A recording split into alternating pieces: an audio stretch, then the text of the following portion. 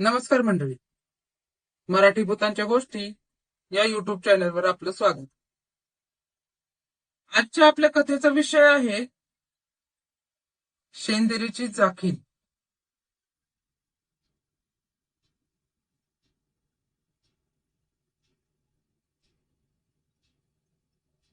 मी तेव्हा 12 वर्षाचा होतो आणि गावावरून मावस भावाच्या लग्नाची पत्रिका नुकतीच घरी आली होती. मे महिना होता. आता आपणाला तर माहीतच, मे महिना म्हटलं की लग्नाचाच महिना. सर्वत्र लग्नाचे मुहूर्त होत असतात. मे महिना म्हणजे सुट्टीचाच महिना. शाळेला भरपूर सुट्ट्या पण होत्या.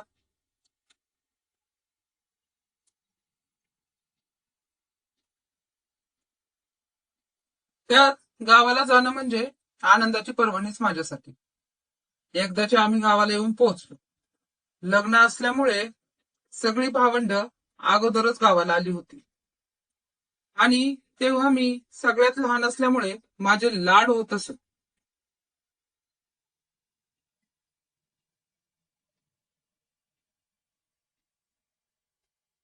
मावशीचं गाव सावर्डेपासून सुमारे 15 किलोमीटर अंतरावर आहे. गावाचं नाव काजवेवाडी. गाव डोंगराच्या मध्ये असल्याने निसर्गाने जणू सगळी सुंदरता त्यात भरली होती. लग्नाच्या आधीचा दिवस म्हणजे हळदीचा दिवस होता.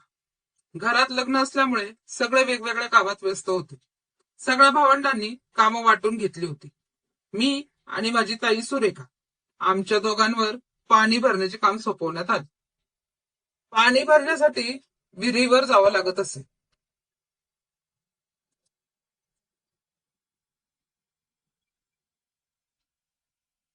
विहीर घरापासून 5 ते 7 मिनिटाच्या अंतरावर होती आणि ती विहीर जमिनीला लागून होती, म्हणजे तिच्या बाजूला सुरक्षा कड नव्हती. थोडी रिस्कच म्हणावी. त्यामुळे लहान मुलांना सहसा तिथे जाऊ दिले जात नव्हते. विहीर तशी खोल नव्हती. 4 ते 5 फूट पाणी असेल आणि विहिरीच्या बाजूला एक भले मोठे चिंचेचे झाड होते.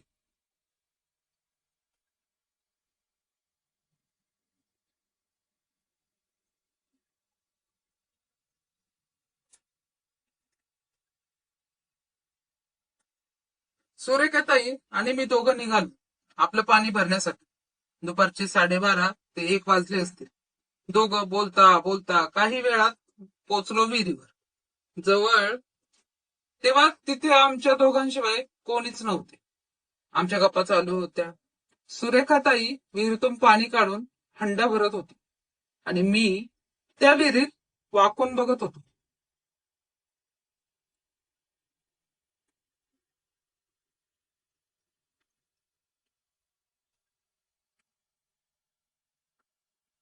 विहिरीत बाजूच्या मोठ्या चिंचेच्या झाडाची पाने पडत होती.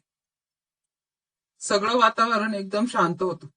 तेवढ्यात ताई म्हणाली, तुला माहित आहे का मिलिंद, या झाडावर जाखीन राहते असं म्हणतात.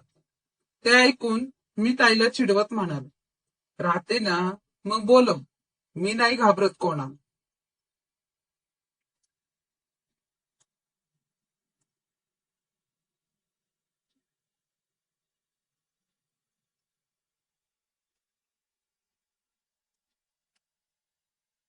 मस्करी म्हणून ताई जोरात बोलली, ए जाखिनी, ये आणि धर आमच्या मिलिंदला. ती हे बोलताच आम्ही दोघे पण हसायला लागलो आणि ताईने भरलेला एक हंडा माझ्या डोक्यावर दिला आणि म्हणाली, हो पुढे. आणि ती तिचा हंडा उचलू लागली. तसा मी घरच्या दिशेने वळलो. मी 5 ते 10 पावलं टाकली असती. अचानक धाड असा मोठा आवाज झाला.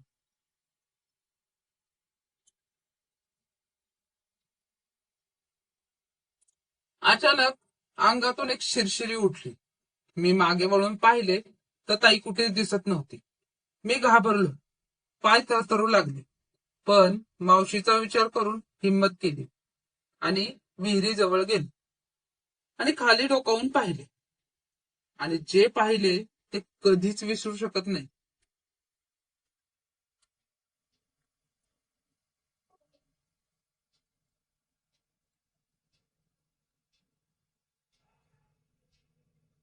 मावशी विहिरीच्या आत उभी होती.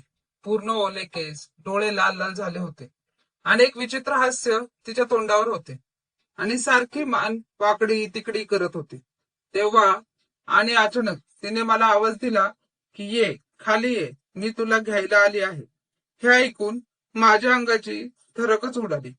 अंगात जेवढी शक्ती होती तेवढी एकवटून मी घराच्या दिशेने पळायला लागलो.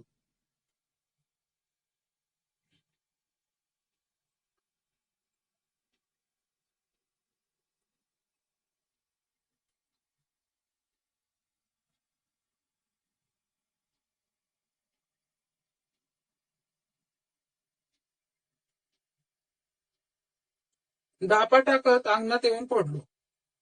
माझी ती गत बघून सगळे माझ्या दिशेने धावत आले.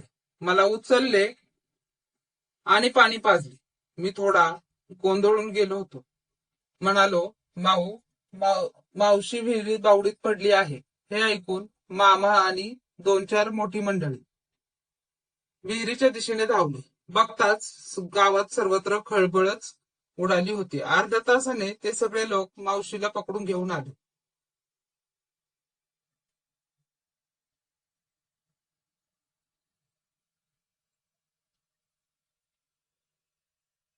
ती जोरजोरात ओरडत होती, किंचाळत होती की मला तो पाहिजे. ते ऐकून मी अजून घाबरलो. मोठ्या मंडळींनी लगेच गावातील एक मांत्रिक बाबांना बोलवले आणि मावशीला त्यांच्या समोर पाटावर बसवले. काही मंत्र उच्चारण केले आणि ताईला विचारले, कोण आहेस तू आणि का या मुलीच्या मागे लागली आहेस? तेव्हा ती जोरजोरात हसायला लागली आणि म्हणाली, मी चिंचेची शेंद्री जखीन आहे. या बाईने मला बोलवलं आहे.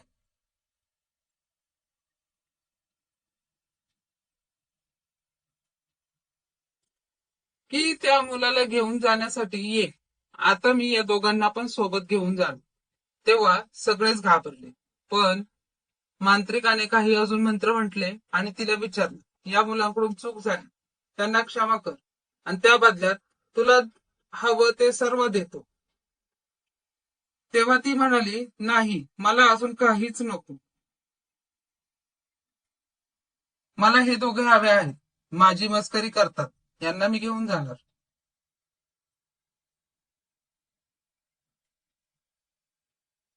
तेव्हा मांत्रिकाने काही मंत्र म्हटलं आणि त्याच्या पिशवीतून एक उदबत्तीच्या राखेची पुडी बाहेर काढली आणि मावशीच्या कपाळाला लावली. तशी ती रडू लागली आणि तिला त्रास होऊ लागला. मांत्रिक पुन्हा म्हणाला, जातेस की नाही? तेव्हा ती म्हणाली, मला हिरवी साडी आणि मांसाहाराचं जेवण पाहिजे, तरच मी यांना माझ्या तावडीतून मुक्त करेन. मांत्रिकाने ते कबूल केलं द्यायचं आणि मामांना एक साडी आणि मटणाचं ताट घेऊन बावडी जवळ ठेवायला सांगितलं.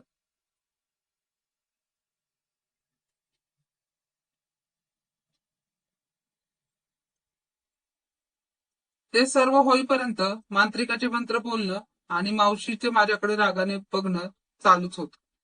मामा सगळ्या विधी पूर्ण करून घरी आला तसा मांत्रिकाने मावशीकडे बघितलं आणि एकदम मोठ्याने ओरडले, आता जी तुझी मागणी होती ती पूर्ण झाली आहे.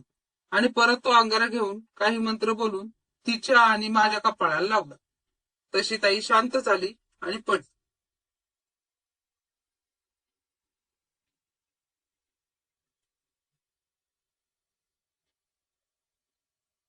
मांत्रिकाने हाताला आम्हा दोघांना पण एक दोरा बांधला आणि तो निघून गेला. सगळं शांत झालं. थोड्या वेळाने सुरेखा मावशी उठली आणि म्हणाली, अरे आपण इथे कसे? आपण तर पाणी आणायला गेलो होतो ना विहिरीवर.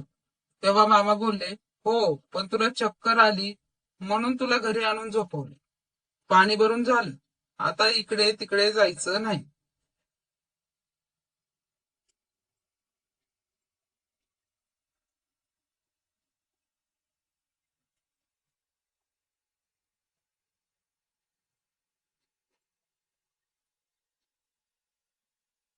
दुसऱ्या दिवशी लग्न आटोपलं तसंच आम्ही पुण्याची ट्रेन पकडली आणि तिकडून इकडे सवार झालो. कारण अजून काही विपरीत होऊ नये. आणि त्या दिवसाला आज 15 वर्ष झालं. मी परत कधीच मावशीच्या गावाला गेलो नाही.